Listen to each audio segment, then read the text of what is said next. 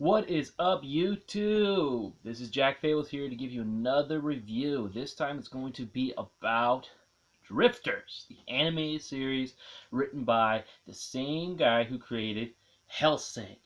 Now, I love this show. I really do, but it's not as good as it can be. So I'm going to give you a little rundown on what it's about. Drifters is about, what if the history's most bloodthirsty and violent and most totalitarian figures and military leaders got transported to a fantasy world of dragons, elves, dwarves, magic. Like, basically think of, what if Hitler got transported to a Tolkien-like universe? And that's Drifters. Now, to give you a little summary about the story, I can't say any of the characters' names. I don't want to butcher them or anything like that. But the story is basically focuses on three iconic Japanese heroes, or anti-heroes, if you want to call them that. They get transported to this fantasy world. Now, they're called drifters because they are drifting from one world to another.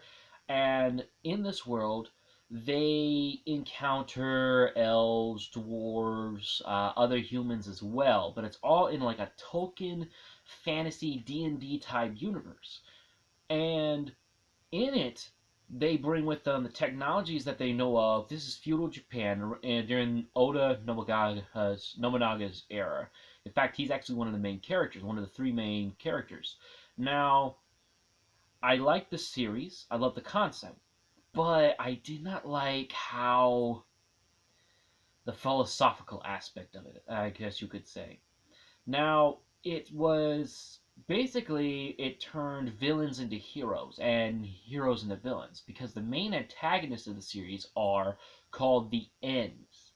Now, these are people who are considered heroes in our universe.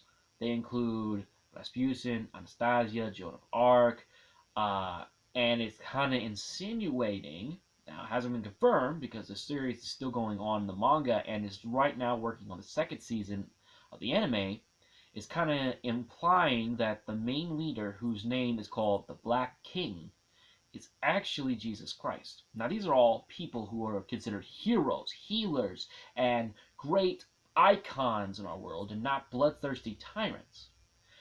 And it's weird. It's like the way the author did this and the creators of the show did this, they switched roles a little bit. And it kind of makes it to where it was a little bit like how in The Killing Joke, the Joker tried to go after Mr. Gordon and try to show that how one bad day can turn anybody evil. It was kind of like that. How basically the Ends, what the bad guys, they all were murdered, martyred, killed in cold blood, while the drifters, they were warriors. They often died in battle.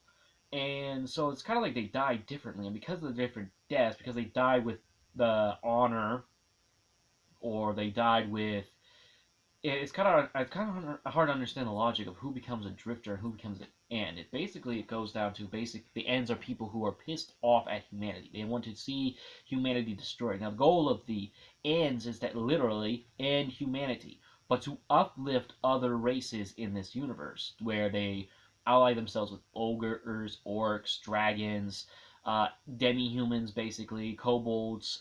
They kind of uplift them, and they want to have a civilization that replaces humanity in this universe. Now, I love the art style. I mean, I'm a huge anime fan. I love the art style. I love, like, the storytelling. I don't like the message of the story, but I love how it was told. And it's kind of weird. And to me, I don't know how I really feel about when villains become heroes. Now, if it's like a redemptive story, like, okay, yeah, I did bad, but I want to do good. Like the anti-demon story. Like, hey, I'm redemptive. I'm penitent of the sins that I have committed. Now, the story kind of doesn't really do that because the three main characters, they still want to go out and conquer. These are people who unified and were great warriors in Japan, and they hook up with other characters. One of their allies is actually a pilot from World War II with the Japanese military. Another couple of their allies is Butch Cassidy and the Sundance Kids, one of the two iconic Wild West robbers and train robbers in history. Now, again, there's nothing wrong with a redemptive story. I mean, they do have great redemptive qualities. They actually do want to help people, but the only way they know how to do it is through bloodshed, through overthrowing, granted, a corrupt government at this time, because called the Orta Empire. Now, the Orta Empire was literally founded by Hitler. Hitler was a drifter or an N. There's kind of debate going on with the fan base on which one he was, but he basically came to this universe and he basically repeated history all over. He shows up at a tavern about 100 years ago, I think, maybe 50, almost 100 years ago, maybe longer. And he basically does his speeches. He unites the humans of this kingdom. They overthrow the government. They try to establish a 1,000-year kingdom, just like he did. But in this universe, he also commits suicide again. No one really explains why. It's kind of implying that he may have been murdered, but either way, the fact that Hitler is actually still idolized in this universe as a founder of a corrupt regime, because this regime was just evil. It basically repeated all the same mistakes that the Nazis did in our universe. Of course, most of the characters don't even know who Hitler is, because most of them are from before 1940, with the exception of the kamikaze, well, not kamikaze pilot, but the fighter pilot of the World War II pilot I mentioned earlier. So it's kind of weird. It's strange that he would still be alive, and it's just crazy. And to me, I love the fact that it makes you root. It's weird that it makes you root for the villains in our world. It's like, I'm not saying that Hitler did was good, hardly. It's like they're literally destroying this guy's work. So you're rooting for these bloodthirsty samurai warriors who did just as many atrocities. Oda Nobunaga, he actually butchered entire Buddhist temples. He segregated Japan. He it was a lot of bad. He did a lot of bad stuff, and he's actually one of the main heroes in this series. But the one thing, and it's kind of like you're rooting for them to overthrow this government, but they're also in the back of your mind. It makes you think, wow, these guys are kind of on a rampage of conquest. They're just going to overthrow the government, and then they're going to liberate all the elves, which are basically being sexually abused by the Orta Empire, and the dwarves, who are basically being forced to do work in work camps, similar to how the concentration camps were during World War II. The POW camps were. The dwarves were like starving to death, just like Auschwitz victims. So it's kind of like you're rooting for the drifters, but on the other scale, the ends.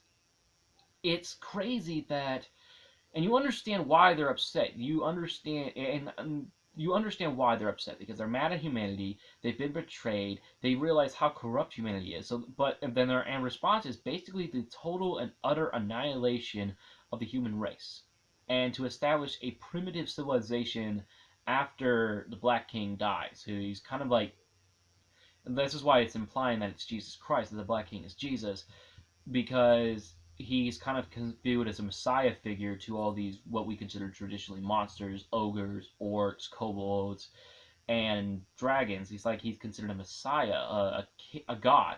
And so, in fact, they even come up with a primitive writing system based on Latin, as well as a combination of Christianity, Zoroastrian, and other primitive fire worshipping religions. And it's so that way there's a civilization after they leave. They even teach them how to grow their own food, and to basically establishing a civilization. And it's weird because I feel like the message of this whole show and the manga, which is actually before I forget, is actually published in the United States by Dark Horse. So you can go ahead and buy them on their website. But the thing is like I feel like the message of this whole series is that war is hell. And it's kind of like you gotta pick the lesser of two evils, almost.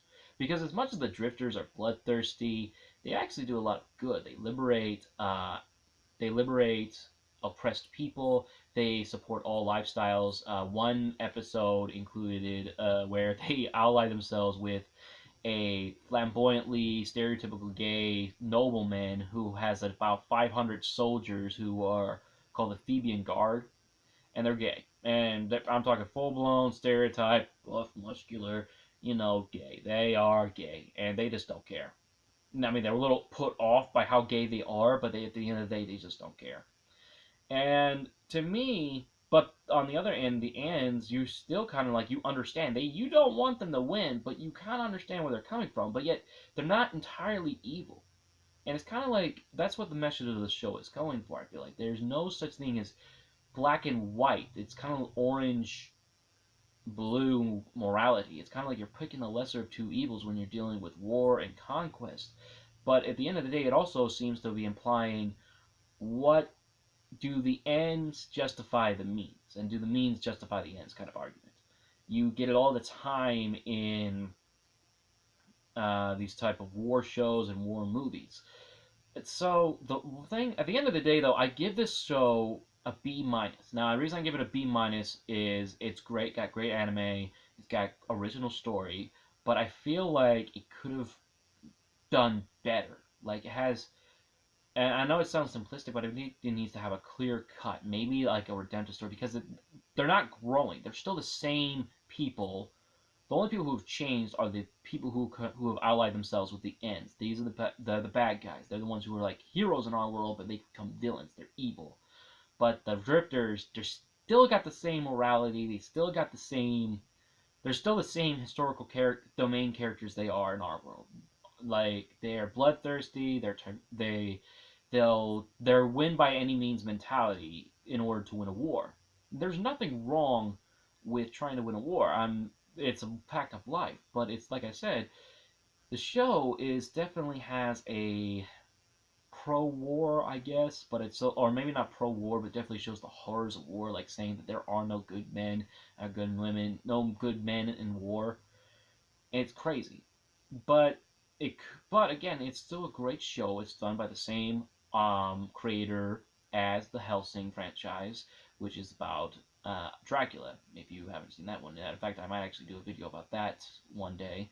But at the end of the day, it was actually very well written. The artwork is great, but I feel like they could have done more. Like, hopefully, as the story progresses in the manga and the anime, maybe they'll start to realize, look, maybe we need to change things up a little bit. I mean, to me, war is war, but what if you're fighting a war, but all you're doing is killing everybody you come across? Then what's the point? It's kind of like Nietzschean mentality going on here with this show. But like I said, it's still a great show. I loved it. I look forward to watching the second season because, like I said, the story might progress and it'll definitely get better. I mean, the show is definitely worth the watch. It's on Hulu right now, dubbed and subtitled for people who love to listen to Japanese or know how to speak it. But definitely worth a watch. I definitely not not an anime that you want to go definitely introduce to somebody for the first time, but definitely for hardcore anime fans like me and some of you guys, definitely worth the watch, especially the art style, the philosophical debates that'll definitely inspire, which I kind of wish that somebody else could go more in depth with that, like do an hour-long video on. But again, definitely check it out. Definitely watch it. It's not for everybody, but I give it a B minus on my own rating system. So thank you again, and before I forget, be sure to hit subscribe and like. Also, sign up for my other podcast channel with my collaborators at 50 Shades of Red podcast. I'll put the link in the description, and also check out my Instagram as well as my Patreon, which I'll put in the description below. Thank you guys for listening and watching, and check it out. Check the show out. You might like it, might not. Don't take my word for it. Go watch it. Have a good day.